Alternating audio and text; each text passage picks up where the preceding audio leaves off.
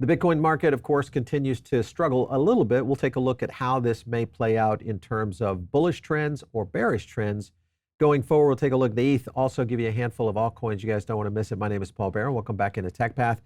Before we get started, we do have a guest today, a trader that I think you guys might like. So we'll get into some charts. It's going to be fun. I do want to thank our sponsor, and that is iTrust Capital. If you guys are looking at long-term holding of your Bitcoin, your Ethereum, or your altcoins, and you want to put it in a crypto IRA, you can do that. And of course, the cool thing about crypto IRA is there's a couple of things. One is deferred capital gains. That's one of the biggest and best benefits, but best of all, tax implications are really great. So make sure and consult with your own tax advisor before you get involved in these. But if you do want to get into an IRA, this is the way to do it to get one started with iTrust Capital. Use our link. It's going to give you a $200 funding reward to get started, or $100 funding reward. Man, we should get a $200 funding reward from them, but you can get a $100 funding reward by getting started. So check it out. Use our link down below. Let's go over to a couple of things today. I do want to welcome on the show Mariano, who is coming over from Trading Parrot. Great to have you on the show. Hi, thanks for having me. How are you? Okay, so Mariano, I was looking at your website, or I should say your YouTube channel. Yep. Today's video was kind of interesting. I hope I'm wrong. Bitcoin must do this now. And for you guys, if you don't follow the Trading Parrot right now, just jump over to their channel. Take a look at what they're doing. He does a great job at a handful of trading analysis. We're going to dive into some of that today, so it'll be fun. Mariano, let's get into the first thing. And I want to go over to a couple of tweets here just in general. A lot of pressure has been on Bitcoin. Obviously, we know why. Germany, of course, has been selling off. Most likely that will start to stall here in a bit. When it does, what is your opinion currently with where Bitcoin currently sits today? What are we holding at around 57.8, 58,000? What is your current position on Bitcoin? Well, at the moment, we have the public in crypto Twitter very divided, and I can see the people that are looking at daily are getting very bullish. Yeah. And there are reasons to feel bullish because this could be a deviation and we could see some new highs coming in. But at the same time, the people that are looking at the weekly and the people that are looking at the past performance around the halving events are expecting a little bit more downside to come, especially considering all the selling pressure that we are currently seeing. Yeah. So we've seen a couple of traders out there. Gareth Soloway is pushing down to 50K. A handful of other traders that have indicated that this is still not over. There's still a lot of macro pressure. I get that.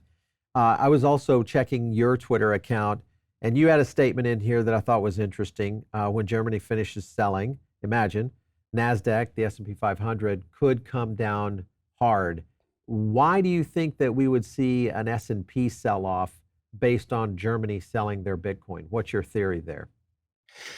There's not really any connection. This is just a little bit of speculation from me, a little bit of crazy theories, because I'm seeing lots of bearish divergences on the S&P. It's no doubt that the S&P at the moment, the heavy weight, the heavy lifting is being driven by the larger cap stocks, and whenever they stop, the rest of the market is going to follow as well. There can be a big sell at the moment. Many indicators are looking extremely exhausted, not just on the daily, on the weekly, and on the monthly. And there's no doubt that the stock market can continue. It's very difficult to time the precise top, but the risk is very heavy, in my opinion. So whenever I see big players like the CEO of Amazon selling $1 billion, and at the same time I see countries like Germany, why are they selling their Bitcoin? I start scratching my head as well. Yeah. Well, I think some people would look at this as normal, market participation. NVIDIA obviously continues to kind of break all-time highs, records. Well, we'll see whether that is the one stock that continues to grind out for the S&P 500. But also you look at some of the macro positions right now. I mean, I would say Chair Powell is still somewhat soft. Whether we get a rate cut in September or later in the year, it appears that we're going to see a rate cut coming in. Jobs seem to be softening as well. So the market positions and conditions seem to be aligning for maybe a bit of a recovery in the risk assets. I want to take a look at one of your charts and stay on the Bitcoin chart for a moment. And if you can, give me a guidance under where Bitcoin is right now when you look at some of the technicals and why you think that we may see a reversal or if we see a further push down. So to answer that question, I'm going to show you two charts that are complementary. The first one that we are seeing right here is the bull market support band.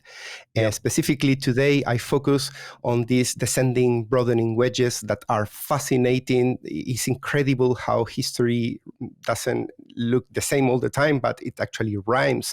You can see the halving events in here, and we usually around each halving date, we get one of these descending broadening wedges, which is another name to say the last shakeout before the last push up. For example, here we get one of these patterns, and this looks very tiny, but this is 75% drawdown in 2013. And here we have a 40% drawdown, and in COVID, obviously, another 70% with this descending broadening wedge. And guess what? We are just repeating history. That's why I'm looking into this both as potential for further downside, but as a huge opportunity at the same time. Because what we could be doing is from here, we could literally go to a new all-time high. But if that doesn't play out, we could see a rejection at around 65 or slightly above 60 for another push to a new low. But those, in my eyes, are opportunities that I will be taking if those play out in the short term. So with the divergence there, because you're comparing that to previous bull cycles, and when you look at previous bull cycles within that, you said there was a 70 drawdown, a 40 drawdown, et cetera. Right now, what's our drawdown as to where we are right now? Because really that would come off that's almost 67 high. This market has changed significantly in terms of the nature of the market. Specifically, when we talk about drawdowns, the drawdowns are much lower than we used to have. Right. They are barely 20% all the way to the top at 73. And what we are seeing now, it's slightly more with a 25%. So that's why I'm inclining to think that we might get lucky. We might see a rejection here from the bull market support band, and maybe possibly by the end of the summer, we get an opportunity to enter slightly lower. And I have to say, I'm not waiting, I'm not counting on that opportunity. That might never come in. It's just that currently there's a high chance for that to play out. So possibly I might be able to add to my stack of Bitcoin a little bit more at the cheaper prices. One of the things that I want to highlight, I sold all my Bitcoin at 73.5K. I pinned that to my posts on my Twitter account, and people were wanting, to kill me for selling all my Bitcoin here. But that was a very good call, and I've been buying at 60, at 62, at 58. And now I'm looking for new opportunity to buy as well at 51, if that plays out. Okay. All right. So 51 being the range right there. I mean, we've had some recent entries on Bitcoin in similar. When we look at some other things, RSIs are another factor. This was a tweet that you had up that I thought was interesting because there was a couple of charts within it, and you were talking about the RSI bullish cross that had provided some new entries, possibility. And further on down in here, you look at this in terms of RSIs, and I don't want to get into super technical, but isn't this a bullish pattern that comes out often at the bottom of these kinds of cycles? Is this something that you've recognized and said, hey, this is working just like what we've seen in the past? Or is there something different about this one? Absolutely. So here we have the FTX collapse. Since then, we have, for example, here a bullish cross, another bullish cross here, this one here as well. This was the most impulsive one with 77% to the upside. And then here, halfway through, we have one that gave very little run up with just a 7% after that. And that's why we're saying it's a fake out, because 7% is nothing compared with these moves of 70%. And here we have this promising in development bullish cross, because it's a weekly time frame. We are halfway in the week. I'm tempted to say that this might be it, but just because we are bouncing as well. If we look at the point of view of the actual RSI, not the stochastic one, we are at levels very similar to what we have in September. In September, this is the full bull market structure highlighted here from the actual RSI. You can see how many times we bounced from this level. Unfortunately, here in June, we broke below and we started being in the area that we shouldn't be. This means that we have lost momentum on the weekly. We have a head and shoulders with a target here as well. So we are in the area of having lost momentum on the weekly. On the daily, we are pushing higher. Things are looking very promising. And that's why now it becomes a little bit of an arm wrestling between the RSI on the weekly versus what's going on the daily.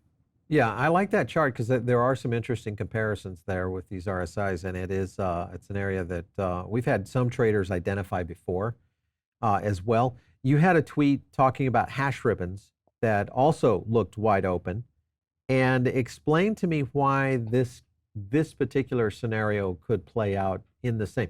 Are these all indicators right now that you feel we're going to see maybe a little bit more softening in the market, mainly because of the sell-offs that we're seeing from nation states, obviously with Germany, Mt. Gox, et cetera. And then all of these are pointing to upside. So you feel like this is a very big bullish indicator when you look at all three? Actually, the one I focus the most when it comes to miners capitulation on-chain data is the hash ribbons. This is a very famous indicator that has been in the market since the early days of Bitcoin. And the most important thing about the hash ribbons is the accuracy that it offers. It's pretty much 99% in the sense that it first highlights when the miners are capitulating, and then you see the capitulation, the moment where they're suffering the most, and then you get a signal, which is the buy.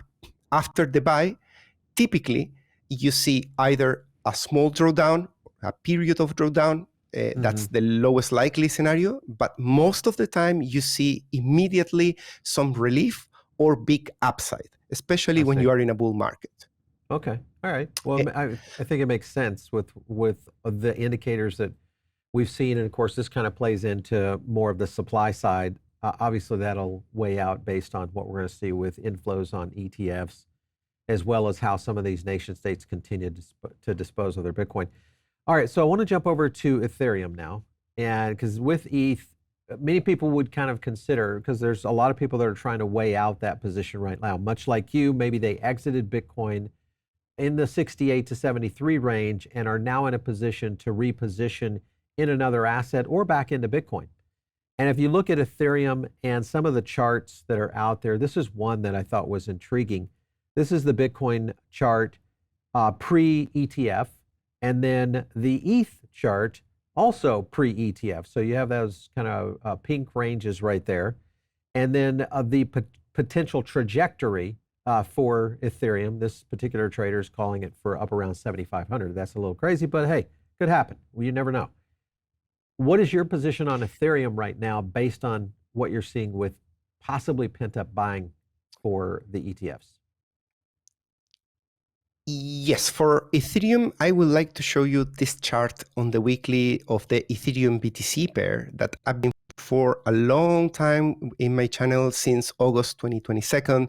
We started building this trend line as a resistance applied to the actual RSI. And we were patiently waiting for the breakout, which happened in January.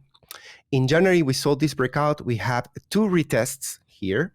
And right now, what I can see is that we are building a channel. Instead of going down, like all this area here, we are now building a channel to the upside, whereas the price hasn't yet been able to catch up with this. Right. So the price doesn't look like a proper breakout. We saw this large candle here at the top, but the price is not really following the trajectory that everybody is expecting yet. But I think the RSI, which is momentum, precedes what the price does. And it is kind of like having a look into the future. And we can already see this is diverging and is pushing to higher levels.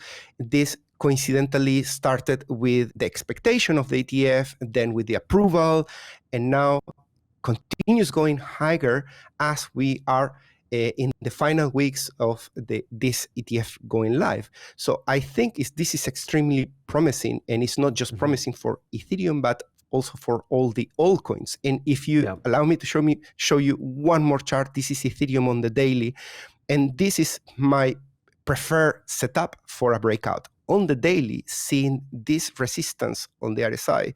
And right now, today, interestingly, right now, we are seeing that this is approaching above the trend. I don't use this as the single indicator to just enter in a trade. Just if people haven't seen my channel and you might be thinking, I just use RSI to enter a deal, I use it in confluence with many other aspects like socials, the deltas between longs and shorts, the cross-fee ratio, many more indicators that at the moment are all aligning for a potential breakout on the daily. So, So that's very interesting at the moment, and it is in confluence with what's going on with the fundamentals as well.